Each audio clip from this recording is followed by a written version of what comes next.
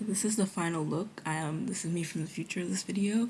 This is just me filming the intro, but basically I am going to hopefully quickly, quickly go over how I became an exchange student in Japan, because I know a lot of people are interested and I know a lot of people might want to do the same thing.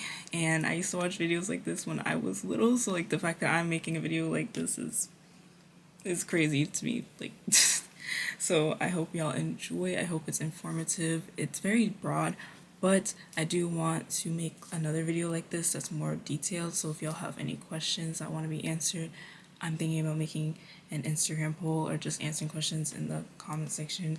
My Instagram's in the bio of this video, so if this does well and there's more people who want more, I will make another video like this in the future with more detailed answers, because I'll have more detailed questions. You got me? Okay, onto the video.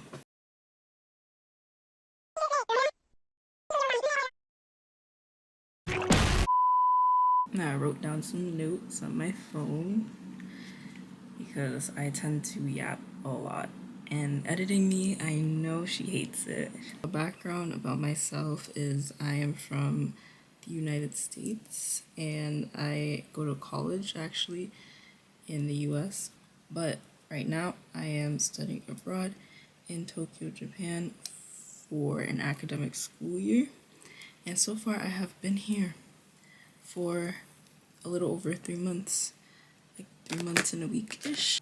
So it has been a while, and I've been recommended to make a video like this, and I was like, I will, just let me settle in first so I can give y'all like proper perspective. I will be here until August 2025. So even though the new year is about to start, I'm still here for 8 months after that. So how am I able to study here? Well, like I brought up, I am from the US originally, but my school did offer many study abroad programs, and one of them was Japan, and they did a lot of different schools you could choose from.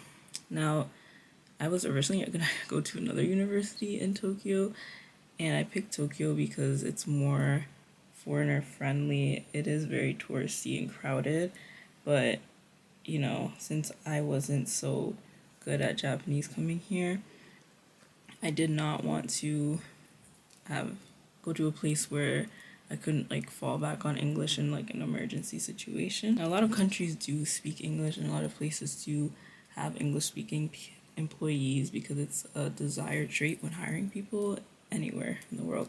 But still, you have to accept that not everywhere will have English speaking people. So I went to somewhere that's more likely to have English speaking people, just in case. Also, I have been to Tokyo previously before coming here for school, and that's the only place in Japan I've ever been to. Still to this day, I have not traveled outside of here. So that was another reason why I was like, okay, I'll study here since I already have a background. But there was other places to go, like there was Saitama and probably other programs that my school offered in other cities in Japan, and probably for your school if you go to college. But that's how I went. I went through a program that my school was affiliated with, and the university I originally wanted to go to didn't have enough classes that transferred credits over. Like if I was there for a semester, sure, that would work, or maybe a summer, but it wasn't enough for a year. No, not even close. So I had to change university. So how specifically was I able to study here? So this is for people who are in college or who are thinking about going to college as a possibility, or going back to college, whatever. So I went through my university, and basically I just went up to the study abroad office. I asked where it was with my advisor, and I went there by myself.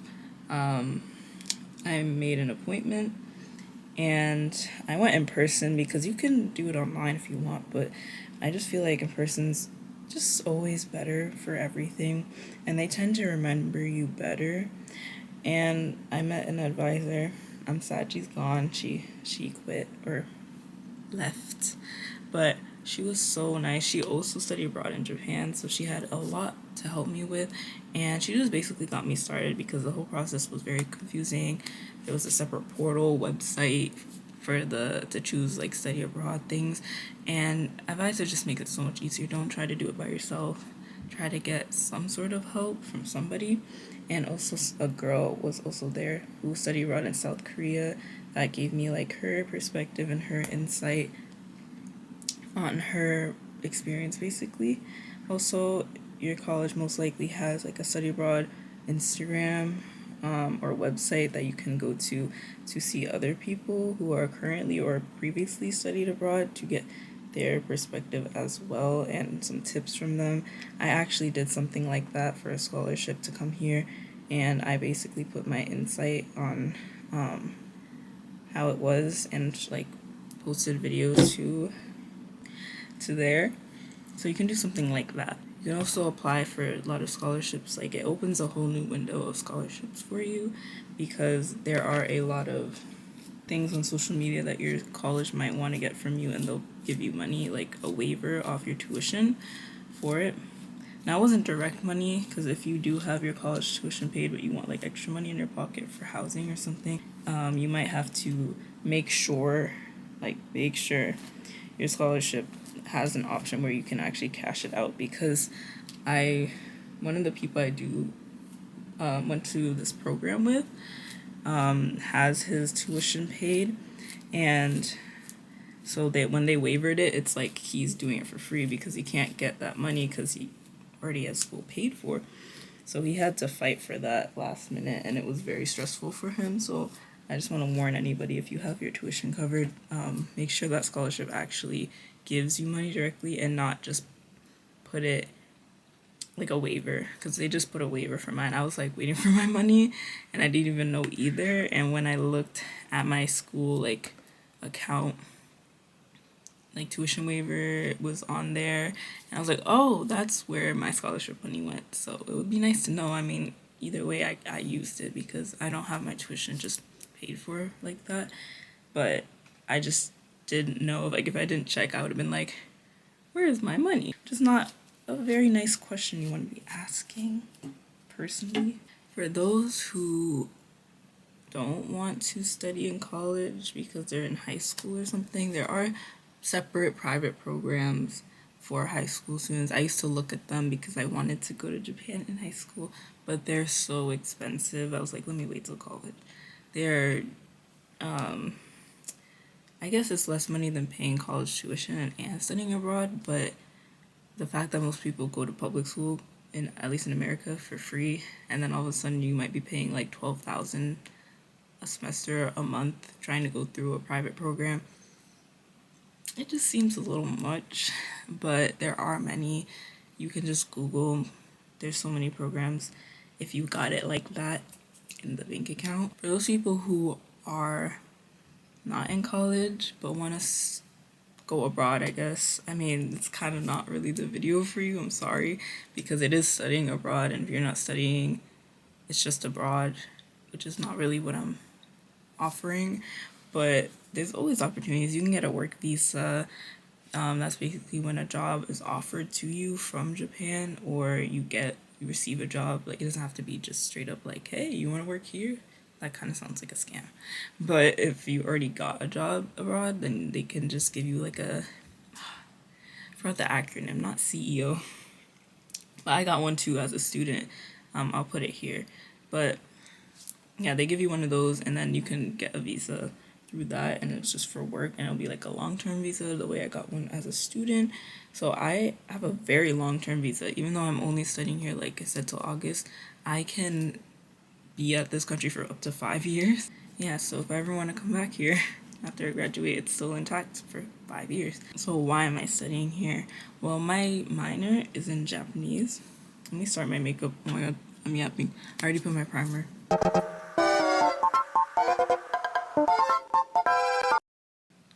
My minor's in Japanese.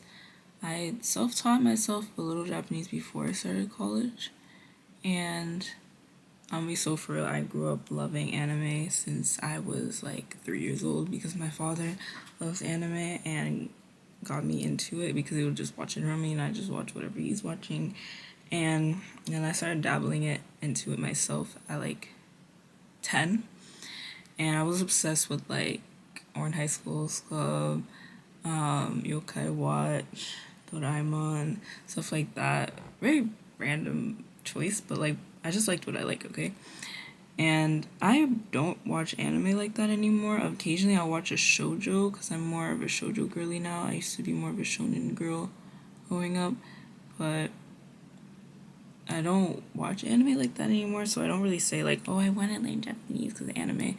No, because I would watch anime in English anyway.